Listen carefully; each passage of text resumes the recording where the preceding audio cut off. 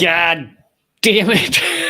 Water drones. You know what the U.S. does is we have a bad idea over here, and then we're like, what if we put it over here? What if we take that same bad idea we had here and we insert it here? What we had a bad idea in the air. It was just fucking awful. This is a terrible idea. What if we took it and we put it on the water? And let's put it on the land, and we'll put it.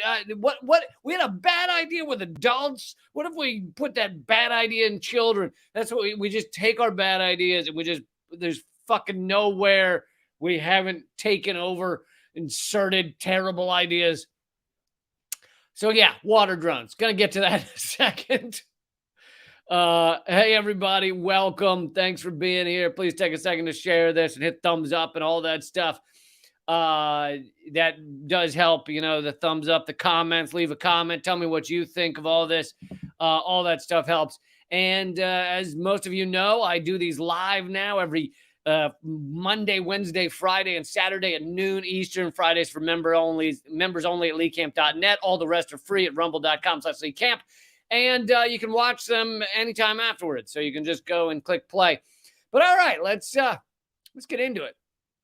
So here it is. And yes, this is an article from Fox News, which forgive me for that. But the reason I think it's okay to go with Fox News is because we're looking for what the military is telling us in this case. And who's better at just parroting military garbage than Fox News? I mean, really all of them. Like, that's the thing. The Fox News and CNN, they all act like they hate each other. They agree on, they're like Democrats and Republicans. They agree on 80, 90% of the structural issues of this country. So really, if you were to put them in a room together, they'd be high-fiving and cheering and giving each other handies. Actually, one time, this is years ago. How many years ago was it? It was probably 8 or something. I can't even remember what event. Oh, I know what event it was. It was, I forget what it's called. It was like, the liberal con or something, which is what liberalism is like a con. It's a con game. But it was like the liberal con, or it was like Comic-Con for fucking political people in LA. And I was on a panel not because they wanted me there. No one wanted me there except for Rosario Dawson, who liked my shit. And so she had me on her panel. And so it's like before the thing starts, they're like showing us different rooms, and they're like, oh, here's the green room or whatever. And they walk us in there, and dude, it even shocked me. It was like people from the Young Turks and people from CNN and people and Ann Coulter and fucking people from Fox News all hanging out and just like having drink. Oh, and CNN people were there, just having drinks and sipping coffees and shit, and but throwing the bullshit, what chit chatting and hanging out. And I walked in there and I was like, ah! It was like, I know these people don't. I know they pretend to be horrified by each other, but they're really all on the same team, which is team oligarchy, team ruling elite. But even so, seeing them all in there, just hanging out together. Like Bill, he wasn't there, but Bill Maher and Ann Coulter used to date. I mean, that's what this shit is. They view it as a game of just fucking messing with people. Whereas I, on the other hand, whether you agree with everything I say or not, I have beliefs and I have like things I want, ways I think the world needs to change to be a better place.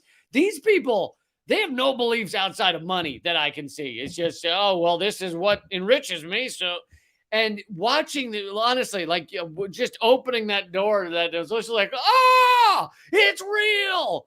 The fucking eyes wide shut mainstream media party was like, oh God.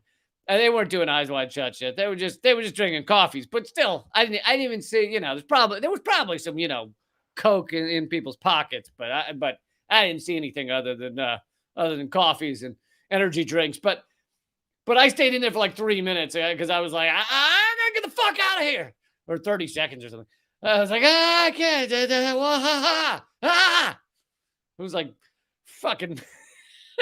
You see like a CNN anchor chit chatting with Ann Coulter, and you're like, You guys pretend to hate each other. But anyway, that aside, tangent. That aside, this is from Fox News, but like I said, they're just parroting what our military says, which is in this case what we're looking to learn right now is what our fucking largest mass murder machine on the planet has to say about this topic. So here they are. This is Fox News. The U.S. Navy is developing water-based drones to combat China pacing challenge, but wary of unproven technology. Now, here's already the propaganda. Fuck the China pacing challenge. Forget that part. Just focus on the we're making water drones. Like that's all the article needs to say. It should just be, you know, the fucking Scream poster, Scream painting. Just it should just be that next to we're making water drones. Because, you know, the sky drones have gone so well, haven't they? There's been no ramifications, no blowback from bombing the shit out of other countries with just fucking aerial vehicles that they can't even see. I don't know if you all knew that. When these drones are destroying, you know, most of you know some of it, but when these drones are destroying villages in Afghanistan, remember Trump proudly dropped, quote unquote, the mother of all bombs, which is the largest non-atomic, non-nuclear bomb, which destroys like an entire town. And so he told the Pentagon to drop one in Afghanistan. So they're dropping these massive bombs. The drones that are dropping them can't even be seen with the human eye. They're like a mile up. They're also painted white usually, so they look like the sky, but they're like a mile up, and no one can see them. So basically, if you're in one of these towns, the first you know of this bomb is basically it hitting and destroying your town and your family and everything. And they're piloted by 18-year-olds with mental difficulties in Tampa Bay or Nevada. That's where two of the main office buildings, military, whatever, I don't know, drone piloting office buildings are. Not to say every soldier has mental difficulties, but they try, and our military tries to facilitate. They're like, oh, you have a budding mental issue. We can foster that. We'll water it and we'll put some fertilizer in there. And before you're done here, we will make sure you're a psychopath. Because, you know, right now it's just a little bud.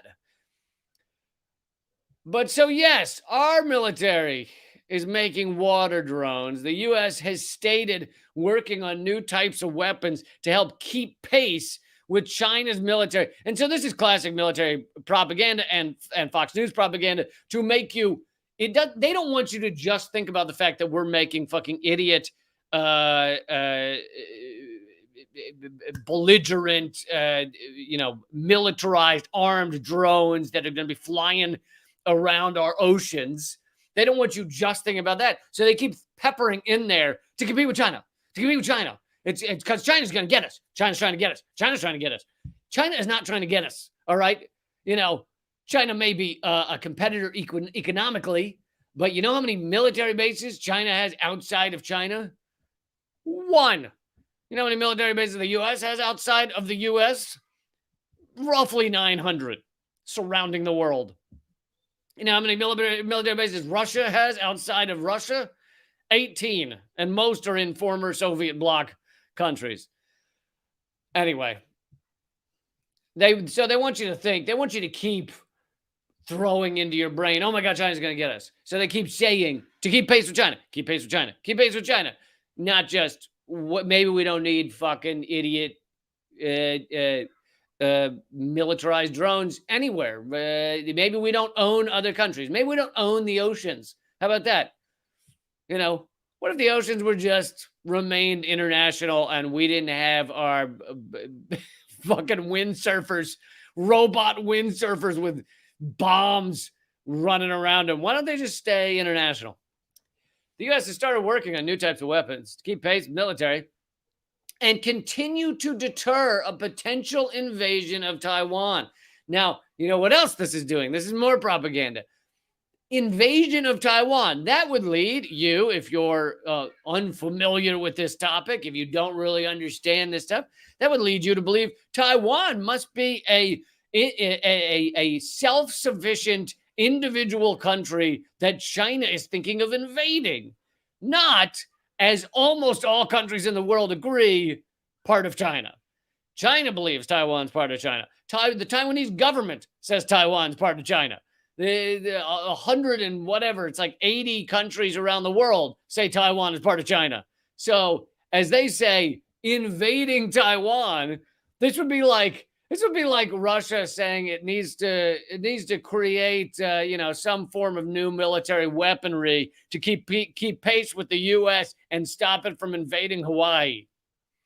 I think the U.S. already claims to own Hawaii. Now, you can go back into history and point to the fact that we stole Hawaii, but we stole all of it. I mean, if we're going to get back to things we stole, then it's going to be,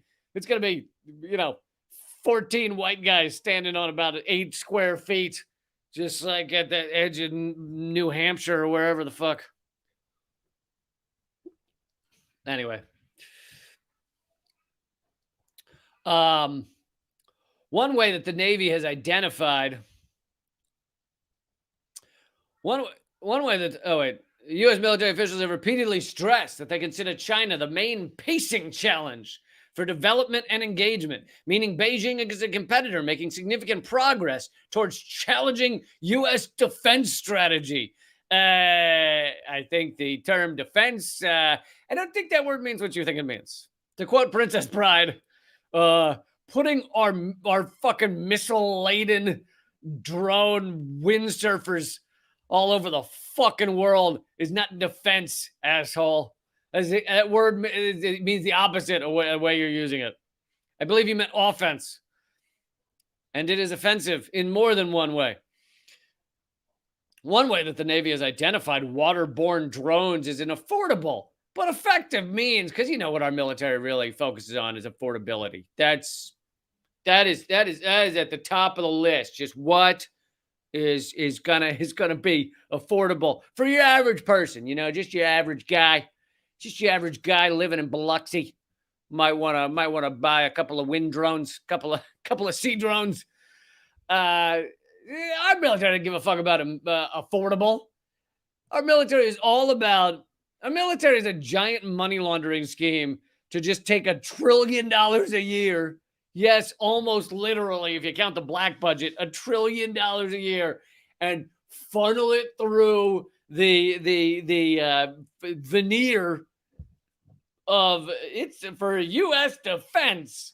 And we funnel it through that, and then it goes back to weapons contractors. It goes into the pockets, and then who do the weapon contractors fund? Our Congress. So it goes back into the pockets of fucking merchants of death and our Congress, who are merchants of death. So, okay, Andrew would like to point out that the mother of all bombs was not dropped by a drone, but by conventional aircraft. Fair point. That I combined two things. I was talking about drones, and I talked about the mother of all bombs. But yes, I do know that it was not dropped by a drone. But Andrew also might. Andrew has a good point there, but he might want to rethink his "I stand with Ukraine" sticker he's got on his Facebook there, because the "I stand with Ukraine" is just being used to further the murder of Ukrainians. It's just being used to further a proxy war so that it never fucking ends, so that it becomes Russia's Vietnam. And oddly, even Kissinger, who was one of the architects of Vietnam, says that we should end the proxy war with Russia and Ukraine. But instead, the U.S. wants to continue it and kill as many Ukrainians as possible. But most of you know that. Andrew's not familiar, but most of you know that. Anyway, to get back to our water drones. But here's the other thing. I was talking about how fucking insane some of these robots are to begin with yesterday. Just the other day, a chess playing robot just decided to snap a kid's pinky finger like a twig because it was angry that he was beating him. Like, these things go wrong. They go haywire. So you put a bunch of militarized drones across the ocean. You don't think at some point that gets bad, that goes wrong. They end up venturing into waters they shouldn't be in. All of a sudden, China looks on their radar and goes, "I think we got a missile coming at us. It's too small to be a ship." So yeah, let's just fire some missiles back and see where that goes. No, I don't think China would behave that way. That sounds more like the way the United States would behave. But no, the shit always goes wrong. And look, as dumb as humans are, the problem is, I know some of you may think like, well, humans are so dumb. The human error is really up there on the list of likelihoods. So let's put some robots out there, and then we don't have the human error. The problem is the robots are programmed with our idiocy. Like a lot of them, we put the idiocy in there. We just shove it into their fucking brains because they're coming from us. It's our programming. So we put our dumb shit in there, like oh, we're not going to do a first strike, but we program a robot to respond if it's being struck. And then guess what? It thinks it's being struck because it reads something wrong. And now you've got a robot firing a nuke or something because it's like, I don't want to get killed. Anyway, this just seems like a terrible idea. One way that the Navy has identified waterborne drones is an affordable, effective means of delaying our challenge with China. The Navy's Fifth Fleet has already deployed smaller drones of this nature in waters off the Middle East. Oh, good. They're already out there. Thank goodness. 4 of the largest drones currently deployed will take part in a multi-nation naval exercise in the Pacific Ocean during this summer. Because, nothing helps calm the strife and brinksmanship at the edge of nuclear war, like pretending it's happening. Nothing helps chill out nations that we're on the brink of nuclear war with, like acting like we're having nuclear war. By the way, if you're wondering what some of these look like, there's a photo for you. Looks like a good time, doesn't it? Hey, at least it has solar panels. I wouldn't be surprised if that's how our military sells this shit to fucking liberals. Hey, don't worry. Our bomb-laden, windsurfing robot machine, it's solar and wind powered. Yeah, good for the planet. Don't worry. The things we're putting out on the oceans alone to go and see what happens between them and China, another nuclear power. It's using sun energy to go kill Chinese folks. So there you go. That's positive, right? That's green energy used to destroy other nations. Listen, if we're going to die from a nuclear winter, a nuclear Armageddon, I want it to be solar powered. Okay. I want that death. I want our fucking slamming straight into our own demise via idiocy. I want that to be powered by green energy. If we're gonna really destroy ourselves, ruin this planet for our children, I would just regret if it was like fueled by fossil fuels, because that's such a dirty way to kill ourselves. So I want that wind. I want a little bit of solar, and I want to kill our future with that. Because then when they look back 50 years from now, and the 5 remaining people that are living under a mountain in Yosemite that they've tunneled down there and they can't come out because the world's radioactive, I want them to look back and go, at least it was green energy. At least it was at least it was solar power that got us here. So dumb, really. We just have I like to talk about the multiple layers of reality. For those of you who haven't joined my my live stream before, I like to talk about something like this and then give you not just the aspects that aren't covered by the mainstream media. I feel like I've already given you a bunch of aspects that are not covered by the mainstream media, but give you the multiple layers of reality that even a lot of other independent media outlets won't give you. And so you got kind of surface layer, which is we're defending ourselves from China by making these robot water drone machines. Surface layer, then you got kind of the reality of what this could mean and where it could be headed and the problems it could have. You go down another layer and you get to the fact that this, is part of we're trying to create a proxy war with China. We already have one going with Russia. It's destroying millions of lives. And then you get to a deeper layer, and you see that the reason the U.S. government, the U.S. As a country is so belligerent right now, is so war hungry right now, is not just the billions going to weapons contractors. Yes, it's a way to further enrich the oligarchy, further enrich the ruling class, but it's also because we are in a fading empire. We know that our power is entirely based on the petrodollar. And we see that because of climate change, we've got to get away from fossil fuels. We've got to move on from petroleum. But our entire power of our empire is based on petroleum. It literally is the basis of the money that allows us to have dollar hegemony, have currency hegemony across the world. And we know that's fading. It's already fading. Russia demanding rubles is a big step in that direction towards getting away from dollar hegemony. Other countries are backing away as well. Most countries in the world are remaining neutral on this proxy war, not bending over to U.S. demands that they join into the proxy war. And so the U.S., because of this, is we see China as a great competitor. Economically, it is drawing even with us. The Chinese have taken 800 million people out of extreme poverty over the past 10 or 20 years. 800 million.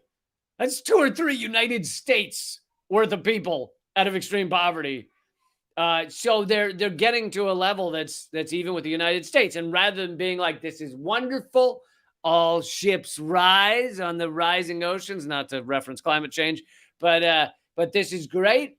People getting out of extreme poverty, people doing better, wonderful. Doesn't matter if they're Chinese, doesn't matter if they're American. It's just good to see people doing well. No, rather than doing any of that, we're like, we got to fucking destroy them. We got to stop this. Anyway, so if you think water drones have nothing to do with climate change, you get down to that fourth layer of reality. They actually do, because we got to get away from the petrodollar.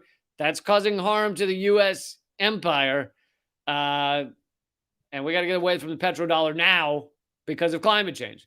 And part of the reason that fossil fuels, we are not stopping the use of fossil fuels, is because of exactly that. And that brings me to our next topic, which is both, it's a brilliant article and a horrifying article. By the way, I'm going to do this next topic. After that, this live stream will just be at rumble.com/Lee Camp.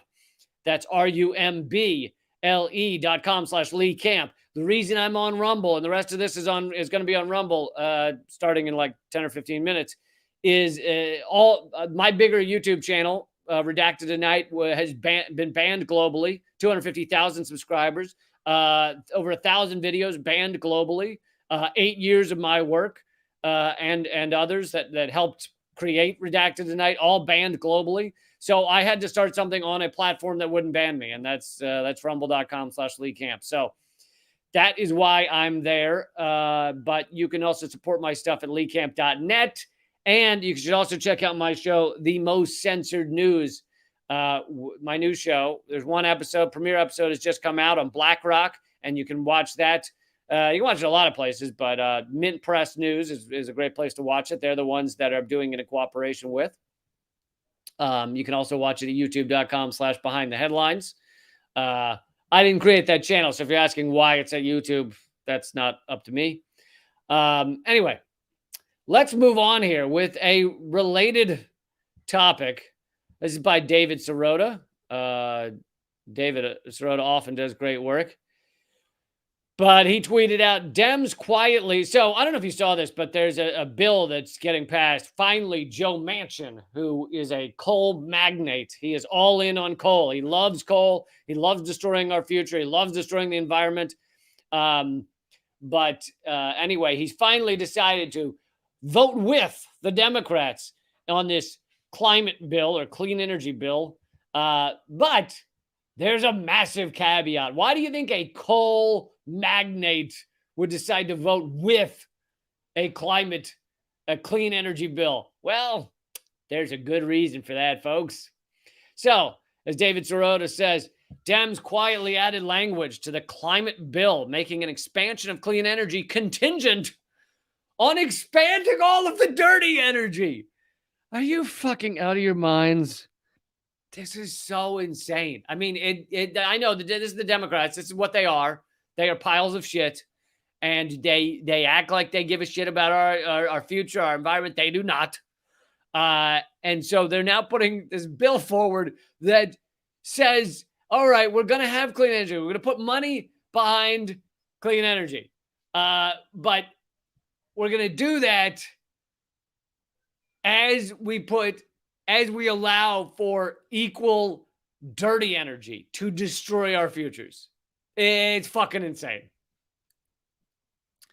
But so Sirota says Dems quietly added language contingent on Exxon's now celebrating. Joe Manchin is lauding it as an all of the above energy policy. It is climate denial.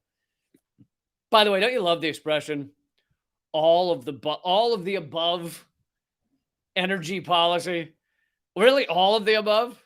Like putting people into fucking just grinding up human beings. Let's just take everybody in Congress and we grind them up into just a liquid and we burn that, right? Because they already do that with some animals called biofuels. And if you like, literally, they'll take like fucking animals and just grind them into a liquid. You just put them into one of those little blenders, grind them into a liquid and use that as a fuel. So I'm pretty sure we could do that with Congress. Like, I think that, you might have to mix it with a little like little starter fluid or something, but I'm pretty sure you could burn Congress as a fuel. I don't know if someone's more expert on fuels than I am, but if anyone wants to comment here, throw in some comments whether we could use Congress as a fuel, because I think that might be step one to dealing with climate change. Is they would be the bridge fuel. Congress would be the bridge fuel. We'd fill our cars with Congress as the bridge fuel to get to full clean energy, and then that would get Congress out of the way of a clean future. So, I don't. Does anybody honestly throw it in the comments thread if you have any reason this wouldn't work? I mean. Really, I think it just occurred to me, but I think this is one of the best ideas I've ever had. Congress could be the bridge fuel. Please, anyone, throw in a comment as to why this wouldn't work, as to what the problem is with because I think I just solved climate change. Pretty sure I just did. All right, so here's the article by David Sirota at The Lever, which I think we're running out of names, honestly, for these independent media outlets. The Lever. It sounds like what some like douchebag guy would refer to his cock as. Just like, hey, baby, wanna come check out my lever? The Lever? Really? What was the pitch meeting of well, here are the names we got. We could call it the Tool. We could call it the Shaft. But we got the Lever. We also have Purple Love Pump. Those are the options for this new independent outlet we're starting. And they were actually just one vote away from Purple Love Pump. And they were like, sorry, it's Lever. It's Lever. It's Lever. We focus tested it. And it turned out people had a very slightly more positive view of Lever than Purple Love Pump, which some of you may know is a shout out to Spinal Tap. All right. So to save the planet, we must choose when Exxon's CEO is. Oh, sorry, that's a separate line. To save the planet, we must choose when Exxon's CEO is celebrating. When Exxon's CEO is celebrating, you know there's a problem, but there's also a solution. So this is a great. I've said this before. I said this about the Paris Climate Accords. If you all you have to decide, all you have to do to decide if any of these clean energy, climate bills, the accords, fucking agreements, any of them, if they mean anything, all you have to do is look at whether big oil and big banks and pieces of shit are celebrating. If they're celebrating, if they're going, yeah, we're in, if they're signing off on it, then it fucking sucks. Then it totally sucks. It's awful. That's all you need to know. Awful. That's it. If they just have a little smirk on their face, if you just see the CEO of JP Morgan walking around going, then you know it sucks. Everything that is worthwhile should. I don't know. I've always said worthwhile. I know it's worthwhile, but it just comes out. I like worthwhile. It's because it's like worthwhile. Like it's worth that level of excitement. Anything that's worthwhile, going wild over. But anything that's worthwhile, it should have like they should be working to make it illegal. If you see that the fucking ruling class is working to make it illegal, then it was good. Then it was useful. Really, like they're like in the UK right now, they're putting forward all these new like anti-protest laws. The US has plenty of them as well. The UK recently has been truly draconian on it. That means those are having an impact. That's when you know they work. When they're arresting people like Standing Rock, they grabbed up all the main leaders of the Standing Rock protests and they fucking put them in prison or jail or whatever for at least a short period of time. Some of them longer. People like Jessica Reznicek are locked up for years because they stopped an oil pipeline for a day. Like any of that shit, if they're working to make it illegal, then it's worthwhile or worthwhile. I want to work on that. I want everybody to switch to worthwhile. It's about time. Listen, you all know it's better. Get in on this. Start making things worthwhile. Worthwhile is actually the step above worthwhile.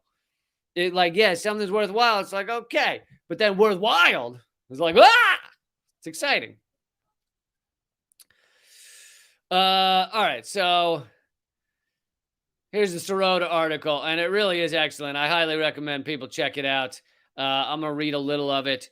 But he doesn't just talk about the climate change bill. In the climate change era, if ExxonMobil is celebrating legislation, it's a bad sign. So when the company's CEO, Darren Woods, dude, he's named after the thing he's killing, the woods.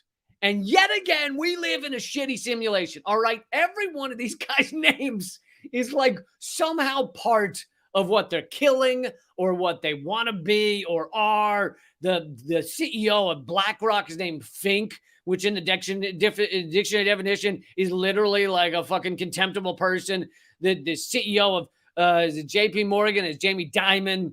Like they're all, it's a simulation that's not trying hard. All right. We're in a simulation where the algorithm has run out of ideas. And it's like, just name it what fucking, even Biden. All right. Biden is because we're Biden time till the end days. That's why he's named Biden. All right. Trump, Bush is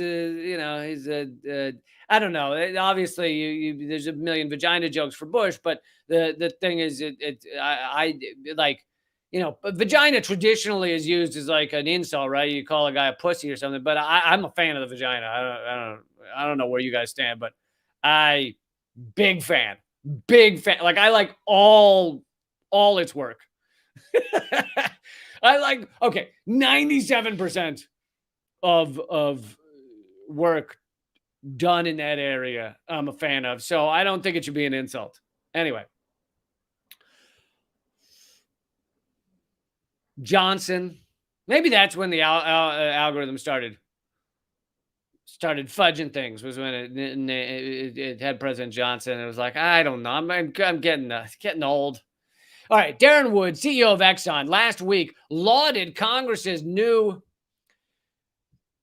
climate spending bill that was a warning not just about the specific all of the above energy provisions in the bill, but also about our continued unwillingness to make binary choices even when they're necessary.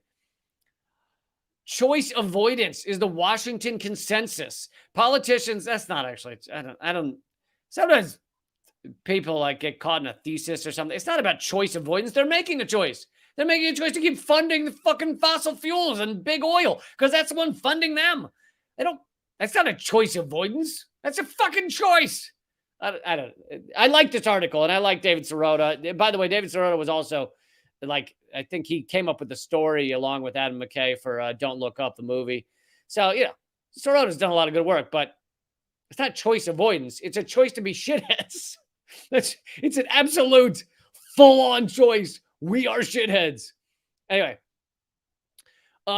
choice avoidance. Washington says politicians seeking to simultaneously appease voters and their CEO donors routinely tell us we get to have our cake and eat it too. By the way, that expression is incorrect. I learned this from the Unabomber. I had never understood why we say have our cake and eat it too. And the reason they caught the Unabomber because he was one of the few people left on earth who used that expression correctly, which is the reverse: to eat your cake and have it too, which makes a lot more sense. You can have your cake and then eat it. So you can have your cake and eat it too. However, you can't eat your cake and then have it. Once you've eaten it, it's gone. So the Unabomber used it correctly. He said, eat your cake and have it too, the reverse. And that's how they caught him or one of the ways they caught him was looking at the phraseology. They, were able to piece together the writings by Kaczynski with that. So when I heard that the expression used to be the other way, eat your cake and have it too, I was like, oh, now it makes sense. Because I was like, yeah, you can have your cake, thank you, and eat it too, thank you. But you can't eat your cake and then have it because you already had it. It's gone. It was, you did it. Anyway, they insist that we can have billionaires. They insist that we can have billionaires shared prosperity, legalized corruption with democracy, lower inflation plus corporate profiteering, and a livable planet alongside a prosperous ExxonMobil. You name the crisis, and we are infantilized to believe the world is an all-you-can-eat buffet and that either-or choices aren't necessary. Well, I agree with that part, that we are told that you can have both these things, and you fucking can't. It doesn't work that way. And it's funny. It's like average Americans understand most of those. Maybe not the inflation, corporate profiteering, but they understand most of those. We can't use oil and gas and continue to heat up the planet while also using green energy. We got to pick one.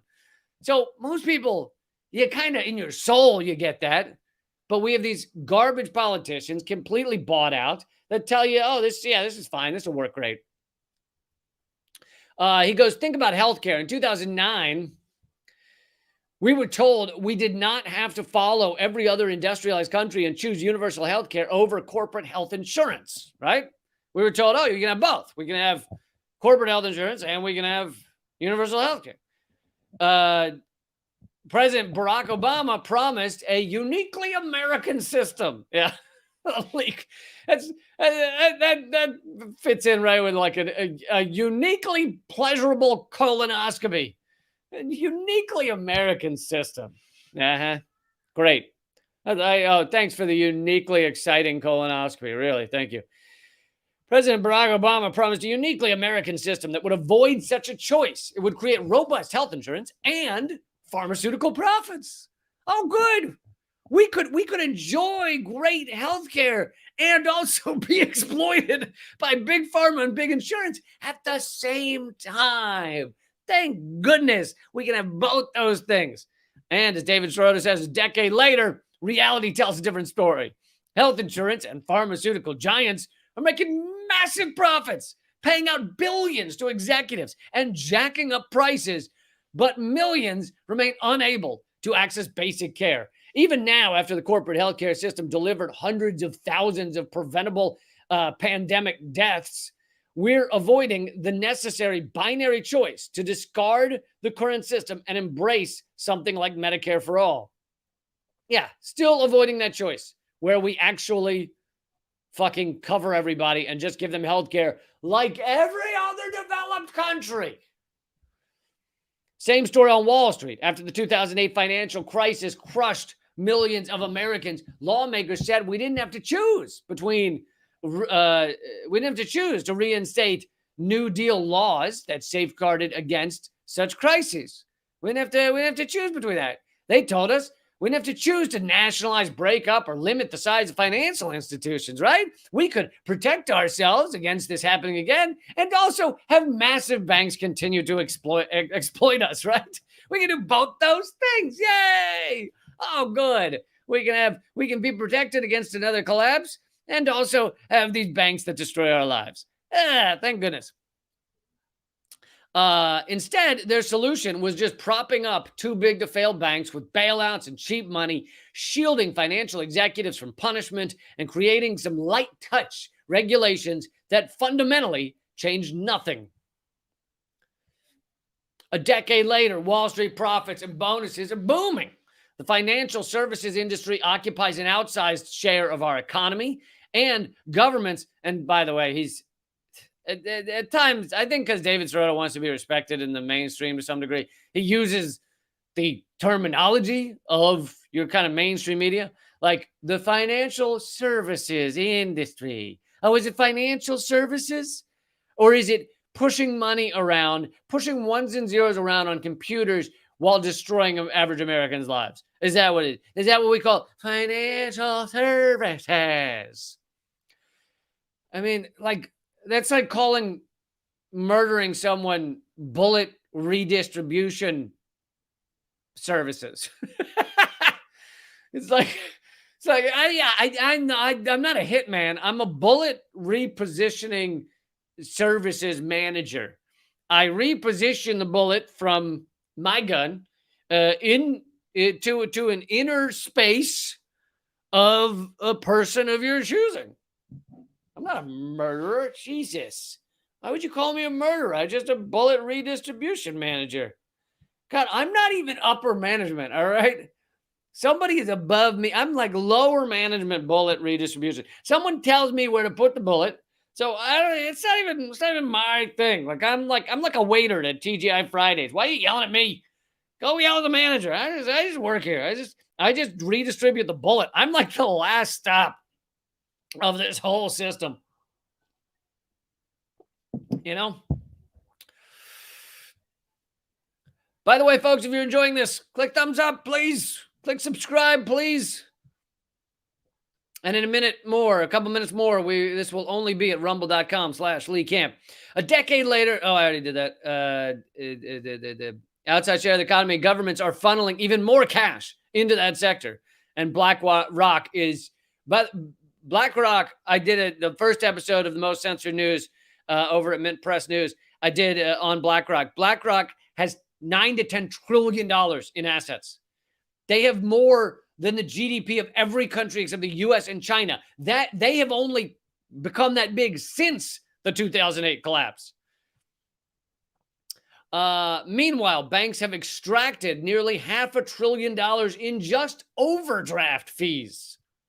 Just overdraft fees from their consumers.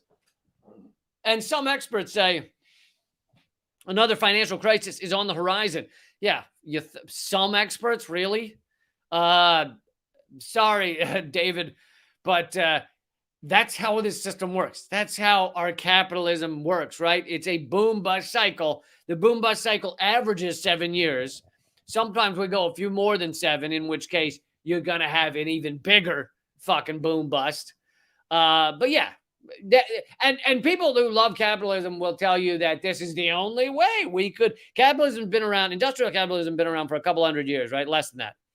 And less than a couple hundred years. And people just say it's the only way humans can be organized is just sending all of the imaginary wealth to a tiny number of people, 0.1% of the population, while they extract your life force in a 9 to 5. If you're lucky, you have a 9 to 5.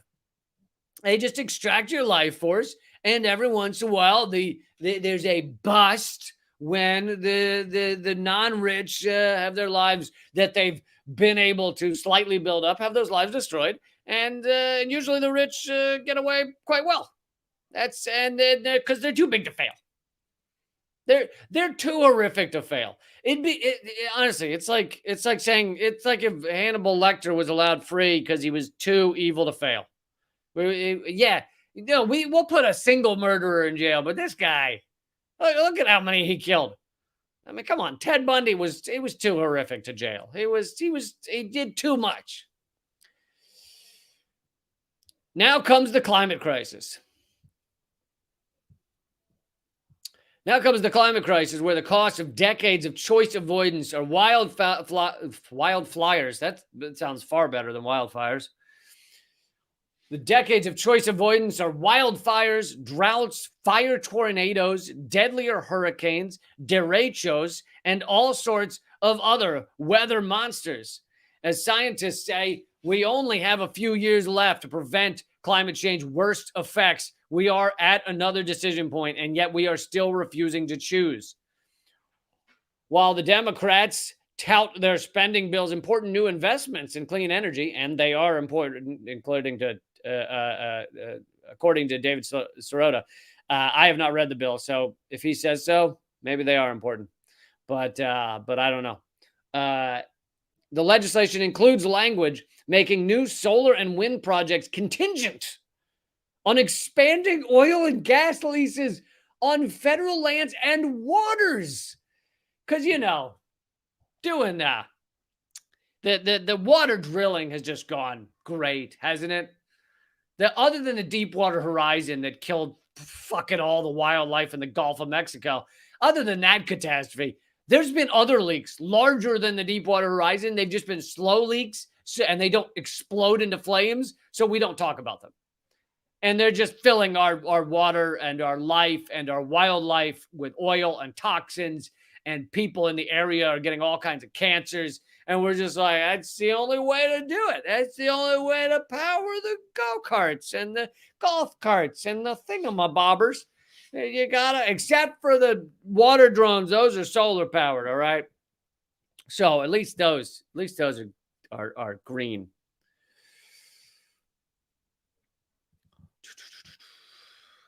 Includes language. Oh yeah, the more clean energy we build out, the more dirty energy becomes available for fossil fuel companies to extract and burn.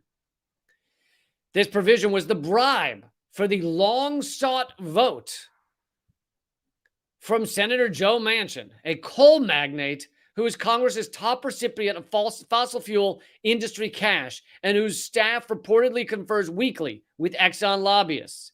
Because guess what? He's not a Democrat. I mean, he is a Democrat because all Democrats are fucking garbage, and he's one of the worst. But why do they even call him? It shows how lame the Democrats are that they would be willing to call him a Democrat. What about him is a... Ugh. I mean, they stand for fucking nothing. They stand for nothing.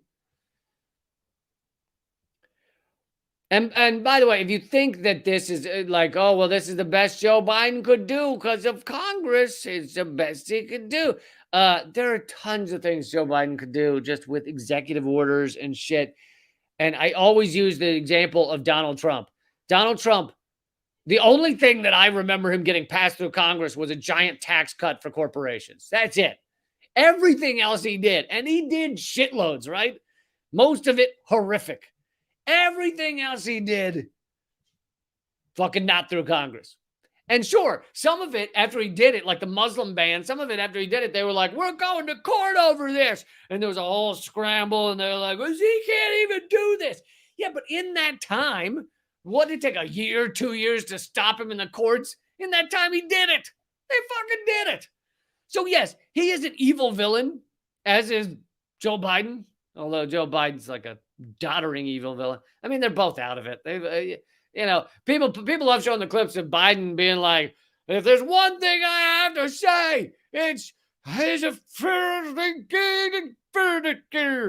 They love showing those clips, but you could put together a whole clip show of Trump also being like, "That's right, that's right. I don't do a Trump voice, however he does his lips." But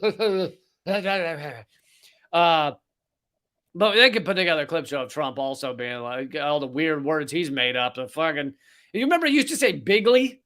There was a whole year where everything was bigly. We're going to win bigly. We are bigly. I'm bigly. You're bigly. He just made up the word bigly. And then I don't know. At some point, someone told him it's not a word. And so he stopped using it. Which you'd think if there's someone willing to tell him to stop saying bigly, then there should be someone willing to tell him that his fucking eyes are a different color than his face. Like how? If something, I mean, it did take a year for some of them to tell him it's big. They say it bigly. Anyway, because they're all afraid of him. Because they're all yes men. Whatever you think of the bill, the United States government's refusal to make a binary energy choice, they have made a binary choice. It's to fucking bend over for big oil. Binary energy choice is exactly why Exxon's CEO and the fossil fuel industry are celebrating. They are thrilled that somehow, even at this late hour in the climate cataclysm, choked on that one, in the climate cataclysm they created, their bankroll lawmakers are still pretending fossil fuels and habitable ecosystem can coexist. And by the way, I've done multiple episodes on this little known fact, folks. And if you didn't see those episodes, then I'll let you try and guess in your head. I'm not going to wait for you to guess because I don't have time for that. But in your head, you can guess. When did big oil first find out climate change was going to be a big thing and a bad thing? What year? And a lot of you are probably going, oh, 80s. I think they knew about it in the 70s. 1959. First known speech at the American Petroleum Institute saying we were going to change the climate with fossil fuels and it was going to be significant. Then in the 60s, they did studies and found out just how terrible it was going to be. And by the 70s, their scientists had down the number of degrees of increase we were going to see, and they weren't far off. So 59 is the beginning of knowing that man-made climate change would be pretty fucking bad. And big oil skated along, didn't care. Then later in the 70s and 80s, they decide, oh, we'll just tell people the science is still out. Even though in our backroom meetings, we're like, the science is not out. Let's see.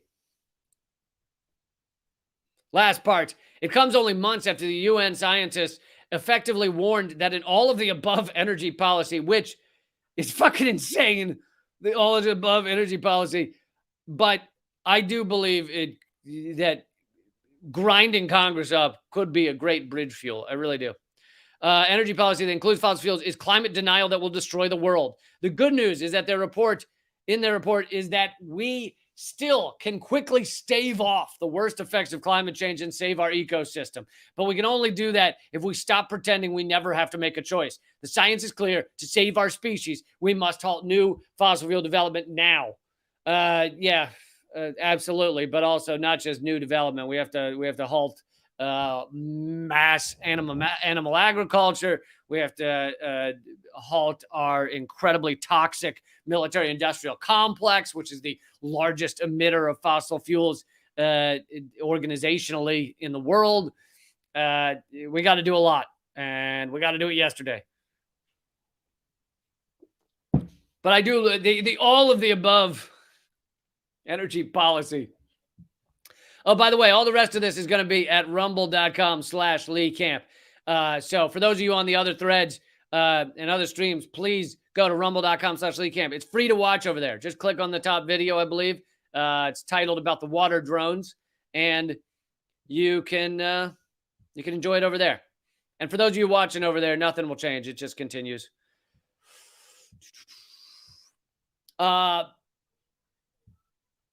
But yes, I also believe we could power the world by